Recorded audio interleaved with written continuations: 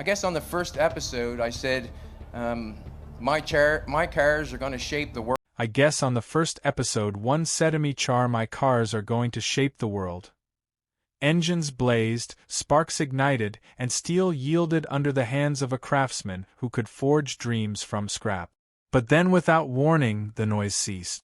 The garage fell silent, the videos vanished, and fans were left to ponder a single chilling question. How does an individual with such deep talent, passion, and creativity suddenly disappear from the very world they inspired? This is the poignant saga of Chad Hiltz of Bad Chad Customs. A life dedicated to building that captured global admiration only to face an abrupt and mysterious stop. It's not what you have, it's what you can make. Chad once said, I guess on the first episode I said, my cars are going to shape the world. He built them from found objects. Taken from everything, I'm not happy with all my mistakes.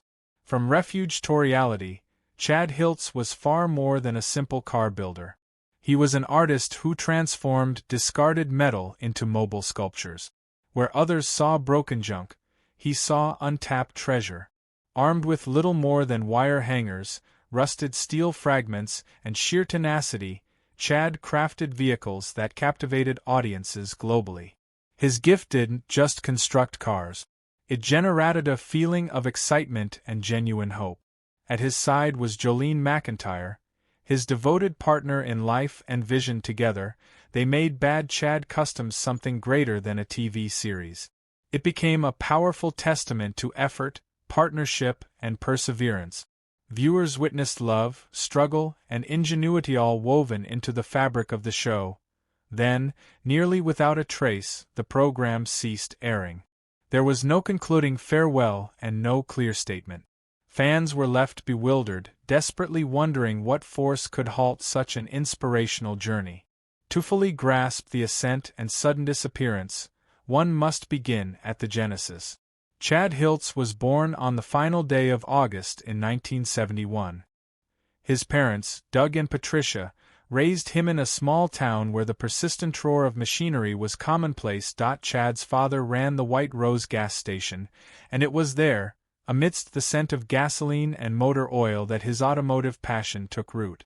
A distinct childhood memory remained, working alongside his father on a 3-window 1934 coupe. That formative experience ignited an enduring spark within him. From that point on, cars were not mere transports for Chad. They became vehicles for expressing creativity, liberty, and pure delight. As he matured, Chad attempted a conventional path. He attended college and even completed an auto bodywork course, but formal education never suited his independent spirit. He experimented with various jobs, including stints in grain mills and other trade. Yet, nothing felt right. The unwavering impulse to build, create, and perpetually experiment with cars never subsided. This drive eventually led to the establishment of Green Goblin Customs, a humble garage that became his sanctuary for creation. There, Chad fabricated unbelievable vehicles using whatever resources he could locate. Issuing pricey equipment or pristine materials. He frequently substituted coat hangers for welding wire and repurposed metal others had discarded. His imagination and dexterity rendered the impossible achievable, and people started taking notice. What made Chad Hiltz unique wasn't solely his craftsmanship, but the vision in his mind. Where most people saw decay, he saw beauty waiting to be liberated. Locals often joked he could construct a Bugatti from mere chicken wire and willpower. This singular perspective, combined with his authenticity and forthright personality, quickly earned him a dedicated following who admired both his mechanical work and his character. The pivotal moment in Chad's story occurred when he encountered Jolene McIntyre. Bad Chad Customs wasn't born in a high-tech studio or corporate office. Instead, it started in the most unassuming location, a parking lot. But that brief moment would reshape both their futures forever. One evening, Chad drove one of Opie's wildest builds to a local pub. The car defied all convention. It started Asa 1962 Chrysler Windsor, but Chad Stouch morphed it into something entirely new. He christened it the Green Goblin, and its imposing size and design compelled onlookers to stop. Working inside the tavern was Jolene McIntyre, a young woman with limited knowledge of automobiles at the time. A friend persuaded her to step outside and examine the strange vehicle. The car was bold, audacious, and original, but what captured Jolene's attention even more was the man who built it. That initial interaction was unplanned, yet profoundly impactful. An immediate connection formed between Chad and Jolene. It marked not just the beginning of a romance, but the dawn of a creative alliance. Chad possessed the talent to sculpt metal into art, while Jolene offered sharp organizational skills and a natural aptitude for business. Their strengths were distinct, but together they formed a perfect team. They recognized what fans worldwide were beginning to see: a compelling narrative worth sharing, an unmatched builder, and a partnership too real to be fabricated. By 2019, Bad Chad Customs officially launched on Discovery. The modest garage in Highway 358 near Canning, Nova Scotia, instantaneously became a global focal point. What resulted was a show unlike any other in the automotive world. There were no bright lights, manufactured conflicts, or cheap tricks. Instead, it featured Chad, Jolene, and their tireless team pouring sweat and soul into every creation. They took discarded parts and molded them into aspirations, and fans cherished every moment. Across 2 compelling seasons and 15 memorable episodes, Bad Chad Customs became a unique gem in automotive broadcasting. The show didn't prioritize speed or slick editing. It focused on storytelling on 4 wheels. Viewers got an intimate look at every weld, every paint stroke, and every inventive leap. Each build carried emotional weight, and many of the cars felt less like projects and more like characters in their own ongoing narrative. Among the standout creations was the resurrection of a 1969 Chevrolet Camaro. This car exemplified Chad's rare gift. It wasn't merely restored, it was reborn. Blending the power of classic muscle with novel custom modifications, Chad and his crew engineered a masterpiece that reminded viewers why the Camaro was so beloved initially. Another highlight was the revival of a long-forgotten pickup truck discovered in an old barn. Instead of reshaping it entirely, Chad opted to honor its past. He retained its natural wear and age character, simply providing it with a renewed existence. The truck became more than transportation. It became a rolling piece of history carrying its past forward. And then came the stunning 1955 Chevrolet Bear. This project was a complete frame-up restoration, demonstrating Chad's respect for tradition. Yet, he effortlessly integrated modern refinement. With meticulous upgrades to both aesthetics and performance, the Bear became a perfect fusion of vintage elegance and forward-thinking innovation. Watching that car leave the shop felt like witnessing a legend's return. Another unforgettable project was the 1972 Pontiac Firebird. What started as a relic shell transformed into a powerful living machine. Chad installed enhanced suspension, custom interiors, and a fierce identity that made it dominant on the road. It was more than our build. It was a transformation. Muscle car aficionados respected its raw capability, while modern enthusiasts admired the contemporary touches.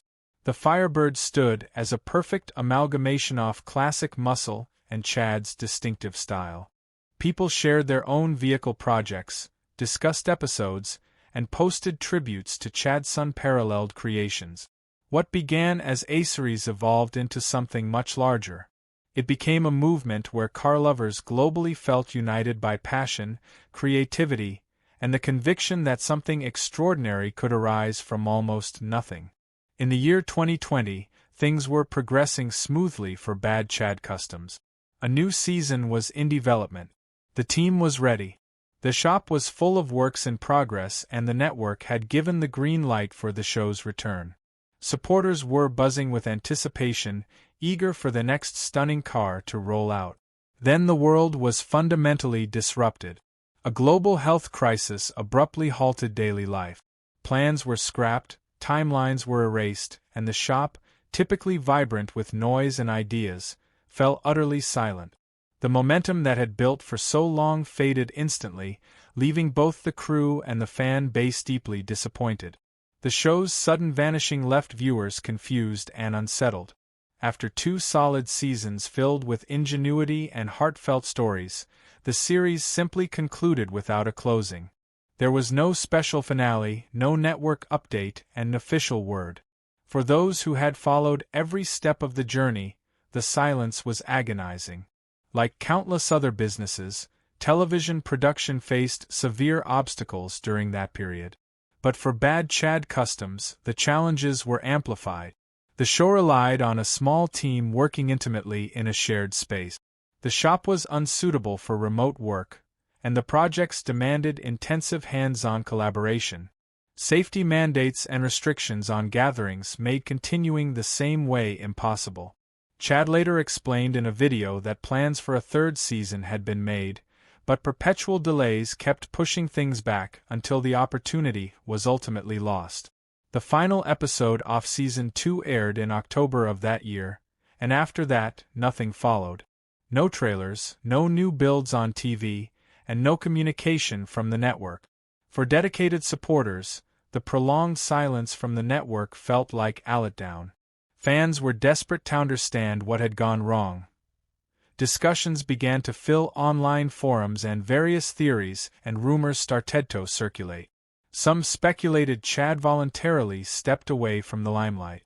Others believed the channel quietly can-led the show, unwilling to navigate the ongoing delays caused by the crisis. There were even harsher opinions that challenged the show's very authenticity. A few critics alleged the builds were faked, that the shop was merely a stage set, and that the work wasn't genuine. These claims only intensified the confusion. Chad, however, was never one to tolerate doubt or false accusations. In 2021, he posted a comprehensive YouTube video to clarify the fact. He personally guided viewers through his workshop, revealing partially completed cars, stacks of components, and even his original blueprints. Everything people had only briefly glimpsed on television was now openly displayed.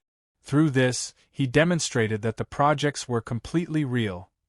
Every piece of metal, every grueling hour of labor, and every misstep along the way had been authentic. Nothing was fabricated for the cameras. Chad also revealed a crucial detail many hadn't realized. The cars belonged to him and Jolene, not the network. The Discovery Channel had only managed the filming and distribution. The vision, the designs, and the manual labor all originated directly from Chad and his team. So, when the show abruptly ended, they lost a broadcasting partner, but not their core mission. Chad and Jolene chose to regain control. They returned to the platform where their journey first gained traction, YouTube. As the adage suggests, where there is a will, there is a way. This time the dynamic was different. Free from producers or rigid schedules, the videos became more candid and detailed. Chad explained his processes step by step, shared technical knowledge, and reflected on his personal experiences. The episodes were longer and full of unscripted moments. There was no large camera crew. It was simply Chad, Jolene, and their mutual passion for crafting incredible vehicles from the most improbable components. Suddenly, the true soul of Bad Chad Customs reawakened. Not through cable television, but through the community who refused to let it disappear. Within months of leaving the airwaves, Chad Hiltz and Jolene McIntyre proved that their dream never depended on a network. What they were creating was far grander than a series. It was an enduring movement fueled by innovation, grit, and the backing of a devoted community. Returning to the digital space where it all began, the couple dedicated themselves fully to YouTube. The response was extraordinary. No longer constrained by producers or timelines, Chad shared projects with unprecedented depth. Viewers gained a clearer view of his imagination, his struggles, and his artistry. Meanwhile, Jolene provided the structure and organization that kept the content steady and professional. The roster of builds astonished even longtime fans. A Ferrari emerged with sleek lines and undeniable power, carrying Chad's unmistakable signature. A vintage Jaguar was stripped, repainted, and polished until it shone as if it had just left a 1960s showroom. A battered 1940 Plymouth, nearly consumed by time, was meticulously revived as a proud tribute to history. Perhaps the most exciting highlight was a new YouTube miniseries, Bad Chad Builds Another Bugatti. Serving as a spiritual successor to the project that first brought him fame, it provided comprehensive behind-the-scenes access blended with storytelling and technical skill. Each upload drew tens of thousands of viewers, adding to the momentum. Chad's son, Colton, began featuring on camera. The dynamic between father and son added a new dimension of warmth and continuity to the projects. For fans, it felt like observing a legacy being passed down, a clear sign that Bad Chad Customs was no longer just one man's endeavor, but a family tradition growing stronger with time. Their online presence rapidly flourished beyond all expectations. The Bad Chad Customs channel on YouTube surpassed 300,000 subscribers.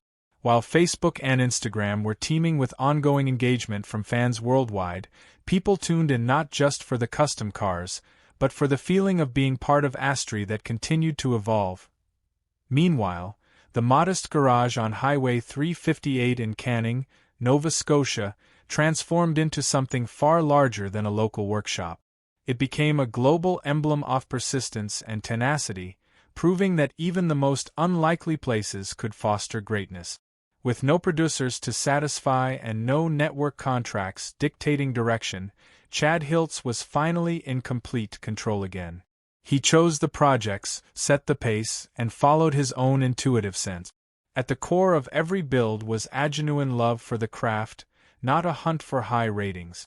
Every upload, whether showcasing a full restoration or just a brief shop tour,